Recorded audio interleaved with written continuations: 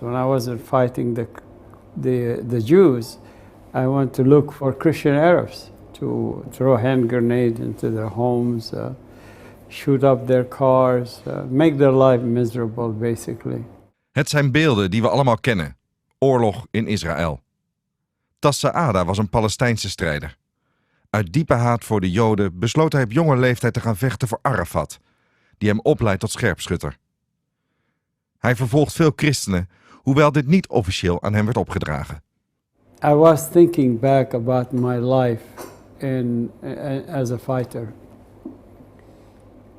It was not really a good things that I've done, and mostly not a good things. And I regret that. Tass Saada reist naar Amerika om daar te studeren. Na zijn studie besluit hij in Amerika te blijven en vindt hij een baan in een restaurant. Hij blijft haatgevoelens koesteren tegen christenen. Maar dan leert hij Charlie kennen. I was so drawn to him. He, now that I know Christianity and the Bible, I realized that Charlie had characters of Christ in him.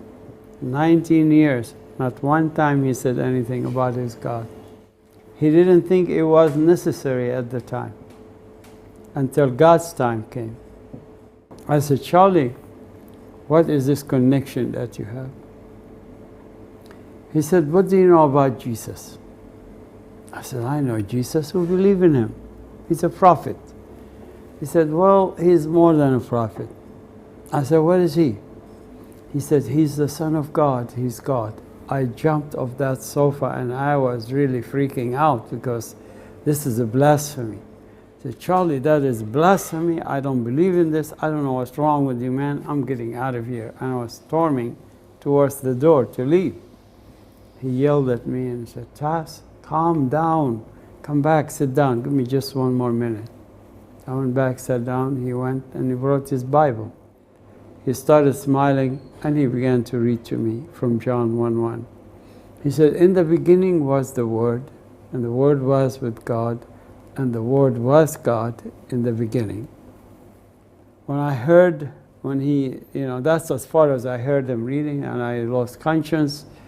And the next I know, I'm on my knees on the floor with my hands lifted up, inviting Jesus to be my Lord and Savior. He said, when I started reading the word to you, you started shaking violently. You were taken off the sofa in the air, and you looked like they were fighting. You were fighting something.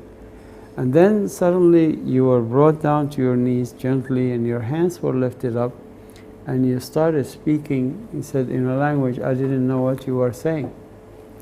I was speaking to a light that was saying to me, I am Jesus. I am the way, the truth, and the life. The next morning when I woke up,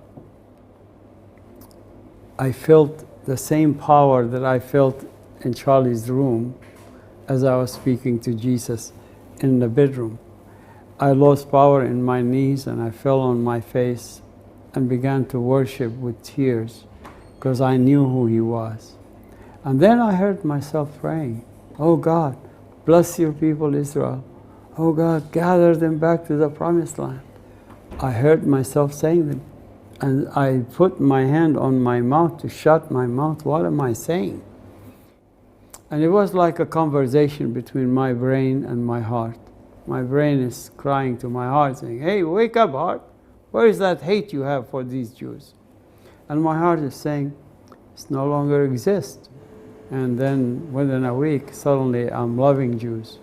I went so crazy to going to all of my customers who are Jewish customers and sharing with them, I really love you guys. I hated you always. I hated you. You spent so much money with me, but I hated you. And why do you love us now? Oh, Jesus came into my heart. So what? And that was a revelation really to realize that God have changed my heart. And there is no way on earth anyone could change my heart other than the true God.